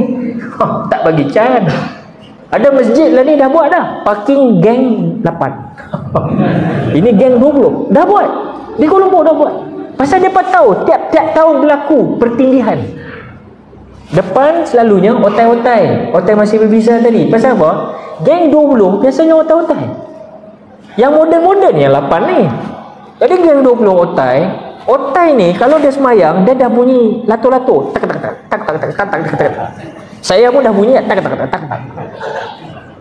Tapi dia pederah tuan-tuan, tarawih confirm 20. Ni abang-abang sadar kita ni. Abang-abang sadar datang cantik sebelah pak cik relax kan. 20 rakaat bro, pak cik 20 rakaat relax. Abang sadar, Assalamualaikum warahmatullahi, Assalamualaikum warahmatullahi, fadlan minallah wa ni'mah wa maghfiratun wa rahmah, la ilaha illallah wa la syarikalah, lahul mulku wa lahul yuhyi wa yumiitu wa ala kulli syai'in qadir, Allahumma shalli ala Muhammad. Ajam balik. Apa yang berlaku tahu? Dalam saf pertama ada geng 8, ada geng 20. Geng 8 tu keluar, geng 20 terasa hati tak? Mestilah terasa hati. Pasal hang muda, aku tua aku boleh. Tu yang diusah. Apa 8 pun cerai juga tuan-tuan. Jangan sampai lagu tu. Dia boleh buat 8, mungkin itu yang Allah terima. Kita boleh buat 20, mungkin itu yang Allah terima. Berbaik sangka aja pada ibadah. Jangan hukum-hukum orang. Kita peaceful dalam rumah Allah ni boleh saja. Saya duk cadang di tempat saya tuan-tuan. Tahun ni nak buat 8 saja, nak buat 8. Kita buat 20. Kita buat 8. Tetapi kita raikan orang yang nak buat 20. Faham tak maksud saya? Kita raikan orang nak buat 20. Atau nak buat 20 tak boleh. Sebab kita open to floor, open to the floor, open to jamaah. Kalau jamaah banyak nak 20, kita buat 20. Kalau 8. Sebab apa? Kita ni, tu yang saya kata tadi, tujuan ahli jawatan kuasa adalah meramaikan. Bila seorang dah keluar daripada rumah Allah ni, kita mesti berasa hati. Macam mana nak lekatkan tuan-tuan rumah Allah? Itu yang Ustaz Firdaus sekarang dah booking dah imam daripada Saudi datang, insya-Allah. Daripada Kenya apa semua akan mai, kan? Kita tak tahu. Sebab nak bagi orang seronok baca. Bayangkan tarawih besok kan. Innal muslimina wal muslimati wal mu'minina wal mu'minati wal qanitina wal qanitati was sadiqina was sadiqati was sabirina was sabirat. Ada yang lagu begitu. Ada alhamdulillahi rabbil alamin arrahmanir rahim maliki yaumiddin. 20 rakaat. Okey ya. Ataupun bisa dia kan alhamdulillahi rabbil alamin arrahmanir rahim. Ada lagu Melayu pula sikit kan. Sekali pula imam lain pula datang bismillah. Yang ini dia jaga sekarang. Apa yang berapa yang penting. Tuan-tuan, jangan gaduh dengan imam. Bukan senang jadi imam tu. Dalam bilik imam hafal surah lain, sampai sejadah surah lain yang keluar. Apa yang main-main? Senang. Saya dulu ceramah cerita pasal imam ni. Lah ni saya sendiri jadi imam. Baru saya tahu menanggung imam tu macam mana. Sembang boleh lah. Jadi imam tengok. Sebab itu kami, parking kami di Surau Perdana tu, kita letak tu. Parking imam, kalau ada orang masuk, kami buat, sila jadi imam. Parking masuk parking imam, sila jadi imam. Parking berceramah dia masuk juga, kita buat besar-besar, sila berceramah. Alhamdulillah, mudah-mudahan setakat ni belum masuk lagi kereta. Kadang-kadang kita terpaksa buat macam tu tuan-tuan. Terpaksa buat gitu. Baik, jadi sound system tolong jaga, upgrade sikit tuan-tuan, supaya orang sedap dengar, dapat menikmati bacaan ayat-ayat Al-Quran Karim. Kadang-kadang kita beribadah, setahun sekali pun sejadah tak pernah nak dicuci. Macam mana agak-agak doa kita nak makbul kepada Allah SWT? Tuan-tuan sembahyang dekat Ar-Rahman, surau Ar-Rahman kan? Kita bukan nak persoalkan surau Ar-Rahman punya pengurusan, tidak. Tapi berapa banyak yang bila kita sujud rasa nak muntah, tuan-tuan. Banyak orang tak cakap, tapi dia lalu benda tu hari-hari. Duduk dalam tu lah. Patut benda ni kita kena sedar kan? Kita kena sedar pada semua orang yang menjelaskan masjid, khusus di Ar-Rahman. Alhamdulillah sekarang ni dah banyak cantik lah. Dulu dia tak larat tuan-tuan. Biarlah hati simin aja tuan-tuan. Lagi sedap, sejuk pula. Kena pula sejadah, cantik kan? Nampak cantik. Tapi tengok tempat sujud. Oh, ini wali-wali banyak sujud ni. Kita pun sujud. Bau bawang tuan-tuan. Bau bawang. Macam mana orang? Kan? Hati-hati tuan-tuan. Masa dah sampai. Masa dah time. Tukarlah tuan-tuan. Keluarkan duit tuan-tuan. Saya pegang lagi sekali. Saya ulang. Ini Sanusi tengok aku ni geleng kepala. Kan? Saya ulang. Apa dia? Jangan mendahulukan pentadbiran berbanding pentauhidan. Tetap tauhid dulu. Ilahi anta maksudi wa ridhaka maqlubi. InsyaAllah. Bismillah. Ada pengurusi surau satu tempat dulu. Dia pergantungan daripada Allah. Hampa jangan nak buat program ni 10,000. Buat jalan. Mana ada duit tak ada. Nak buat lagu mana ni? Jalan insya-Allah ada lah tu. Kempen. Ustaz Firdaus masa tu tak ada lagi. Dia kempen, haji tu kempen. Kempen dari mulut ke mulut saja, daripada jemaah saya. Tapi niat dia betul, bersih, berkat. Orang ni dia shipping banyak duit tuan-tuan. Taklah sampai 245,000, tapi banyaklah. Bolehlah lepas program tu. Lepaslah. Tak benda-banding dengan Ustaz Firdaus. Sebab Ustaz Firdaus bermula daripada awal tuan-tuan. Jangan ingat sekarang ni bermula daripada awal dulu. Yang mula-mula orang tak apa nak pandang. Betul ya Ustaz Firdaus? Orang duk belakang macam-macam. Apa mamak ni duk guling sana, guling sini, dah lompat sana. Bollywood pun kalah ni tuan-tuan. Bollywood pun kalah. Tapi tengok konten dia, nak suruh hampa ingat apa? Nak suruh hampa fikir apa? Hang tak boleh buat semua, jangan tinggal semua. Hang tak boleh nak imarahkan masjid, hang bantulah kot duit hang. Cukup lah. Kan sebesar sarang burung pun hang derma untuk masjid. Sebesar sarang burung, kata Nabi, akan disediakan rumah kamu, didirikan istana, dibuatkan rumah kamu di dalam jannah Allah. Tak anu lagi. Tapi kalau tak gerak tuan-tuan, media sosial tak gerak, tak ada lah tuan-tuan. Kita duduk diam lagu tu lah. Tak apalah, tunggu malaikat maut datang lah. Allah Rabbi Allah. Tolong tuan-tuan, sebagai pesanan terakhir kita, pesanan Sultan Muhammad Al-Fatih. Siapa Muhammad Al-Fatih? Muhammad Al-Fatih ini adalah yang telah diriwayatkan kisahnya oleh Imam Ahmad. Imam Ahmad meriwayatkan bahawa Nabi Muhammad sallallahu alaihi wasallam berkata, Konstantinopel akan ditakluki oleh tentera Islam. Rajanya adalah sebaik-baik raja dan tenteranya adalah sebaik-baik tentera. Siapakah raja yang disebut-sebut ini? Itulah Muhammad bin Murad bin Muhammad bin Bayazid, yang dilahirkan pada 29 Mac 1432 Masihi bersamaan 833 Hijriah di Adrianopolis, sebuah bandar bersempadankan Turki Bulgaria. Muhammad ini disebut dengan Muhammad Al-Fatih Konstantinopel. Dia digelar dengan gelaran Muhammad Al-Fatih kerana kejayaannya futuh. Kalau Nabi Futuhul Makkah, ini Muhammad Al-Fatih kerana dia berjaya membebaskan. Kalau Nabi membebaskan kota Makkah, Muhammad Al-Fatih membebaskan kota Konstantinopel. Muhammad Al-Fatih ni dia belajar kuasai pelbagai cabang ilmu agama. Bukan agama Islam je, agama lain pun dia belajar. Politik, seni tempur dan bela diri, ilmu peperangan, tasawuf, psikologi dan lain-lain. Dan dia berkebolehan dalam 7 bahasa: Arab, Turki, Greek, Hebrew, Parsi, Persian, Latin dan Serbia. Tuan-tuan, ini menggambarkan umurnya 19 tahun sudah menjawat jawatan di istana. Dan dengan ilmu yang ada ini, tuan-tuan, maka kita pun tak boleh pertikai lah, tuan-tuan. Ada orang kata orang muda sangat ni. Tak, ilmu dia yang kita pandang. Dan Muhammad Al-Fatih sentiasa tawaduk. Semasa dia membina satu benteng, Muhammad Al-Fatih sebagai raja buka baju dan serban dia. Dia mengangkat batu dan pasir hingga ulama-ulama dan menteri-menteri, alamak, raja pun buat kerja, aku nak kerja. Dia pun kerja juga. Bermula daripada dia. Dia seorang yang tenang, pendiam, berani, sabar, tegas dan kuat simpan rahsia pemerintahan. Tuan-tuan, orang masjid kena simpan rahsia masjid. Kalau kami di Selangor, kita ada aku janji untuk kita ahli jawatan kuasa. Sebab ada perkara kita boleh sembang peluang. Ada perkara antara kita takut bila keluar dia jadi fitnah untuk masuk ke dalam rumah Allah. Hak ni kita kena pegang juga, tuan-tuan.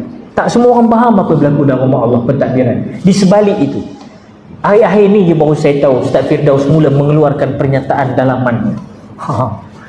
Bukan senang, tuan-tuan. Nampak saya senang je, tapi susah daripada awal-awal dulu saya dah. Bukan aku tak tengok awal-awal dulu tuan-tuan tak tahu saya apa yang saya tak kena. Tu ada benda kita boleh sembang bawa keluar, ada benda kita tak boleh. Baik, Muhammad Al-Fatih bersama dengan para ulama dan pakar motivasi pergi medan perang dan membakar semangat jihad tenteranya. Sebaik menghampiri dinding kubu kota Konstantinopel, bagi dia mengarahkan apa? Dilaungkan azan dan solat berjamaah. Ni dia perang, tuan-tuan. Solat jemaah. Kita tahu aja. Nak dapatkan semangat ni, tuan-tuan. Maka tentera Byzantine gentar melihat 150,000 tentera Islam solat belakang pemimpin mereka dengan laungan suara takbir memecah kesunyian alam. Ma'asyarul muslimin muslimat rahimakumullah. Dan Sultan Muhammad Fatih orang muda.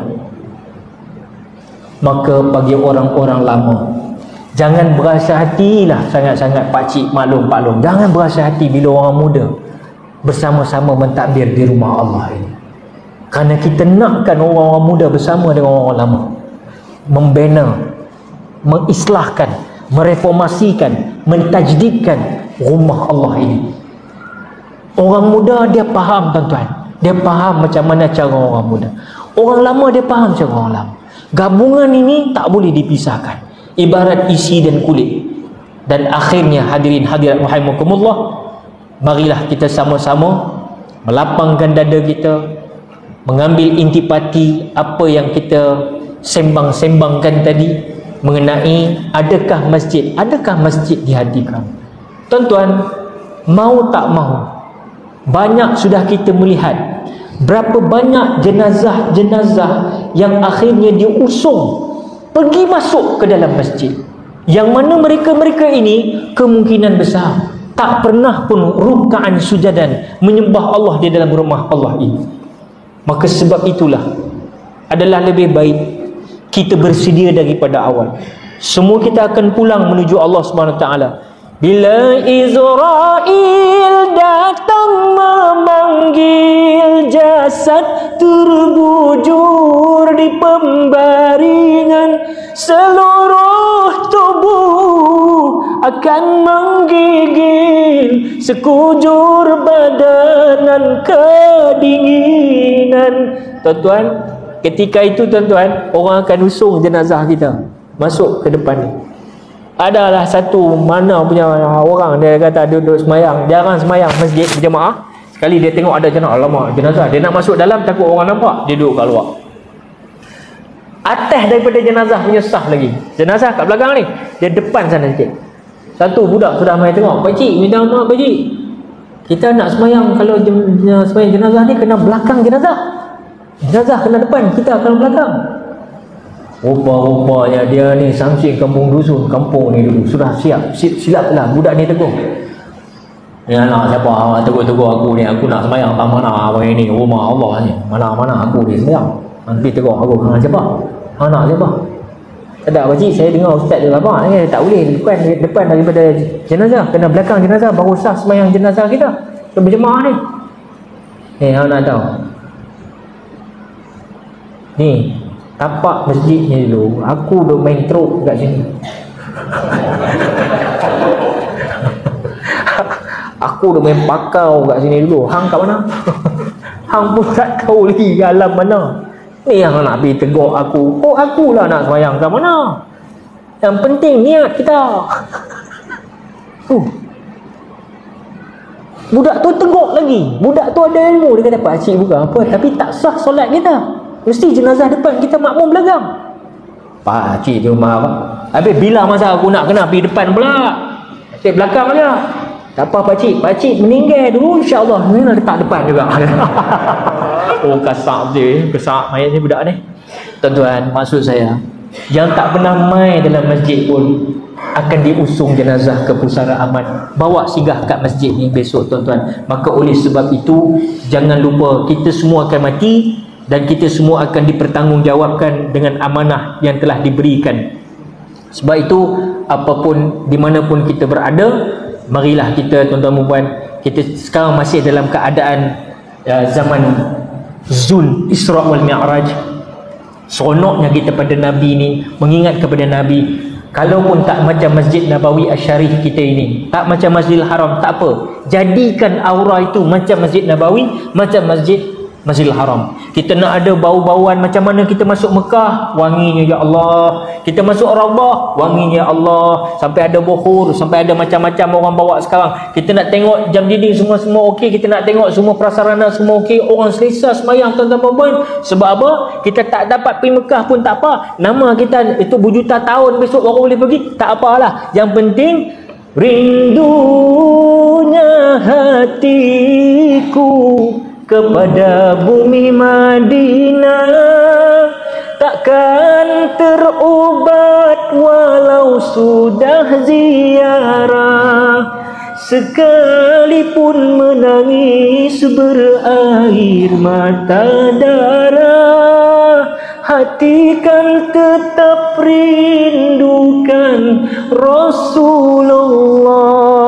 Allahu Allahu Allahu Allah Allahu Allah Habibi Rasulullah. Terimalah hadiah imbalan ziarah, insan yang lemah ingin berqasidah, diilhamkan Allah Syama'il Muhammadiyah, berkat menangis di Raudhatul Jannah. Allahu Allahu Allahu Allah Allahu Allah Habibi Rasulullah. Di suatu malam bulan yang penuh cerah, baginda mengenakan pakaian serba merah, lalu bersumpah Jabir bin Samurah, jika dibezakan Nabi terlebih indah. Allahu Allahu Allah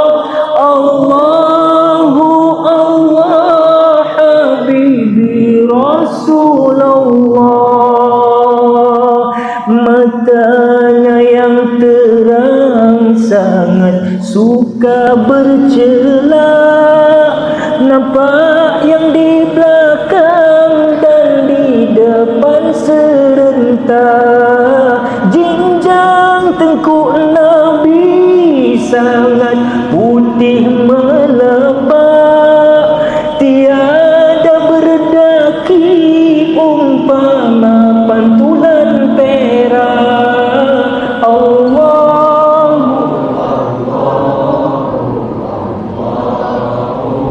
sallu ala nabi. Allahu Allah habibi Rasulullah, dahinya yang luas, anak matanya hitam, cahaya berhias menatapkan terteram.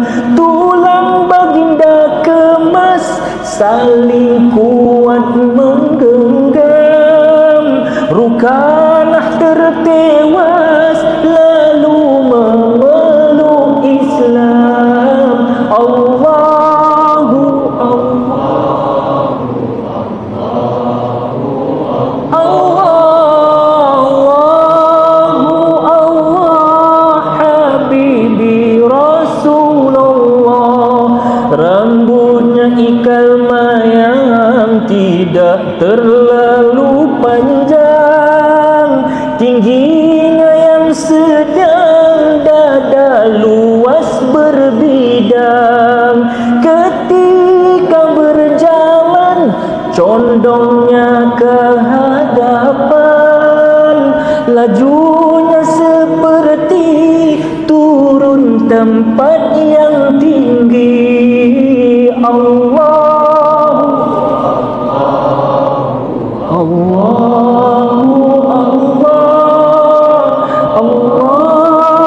Allah habibi Rasulullah, helaian bulunya tetapkan terus wujud, hanya belasan uban memikirkan surah Hud.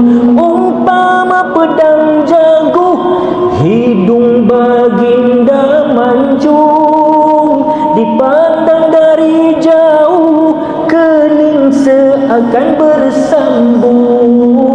Allahu Allahu Allahu Allah, Allahu Allah habibi Rasulullah.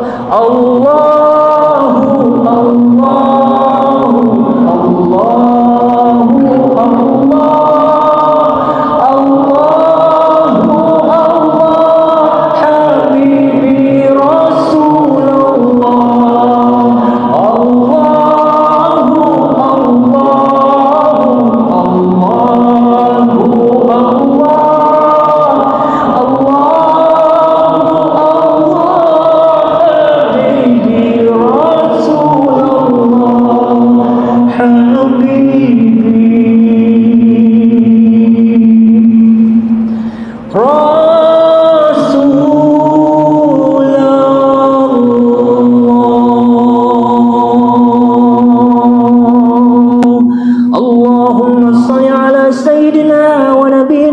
حبيبنا وشفيعنا وزخرنا ومولانا محمد صلى الله وسلم عليه.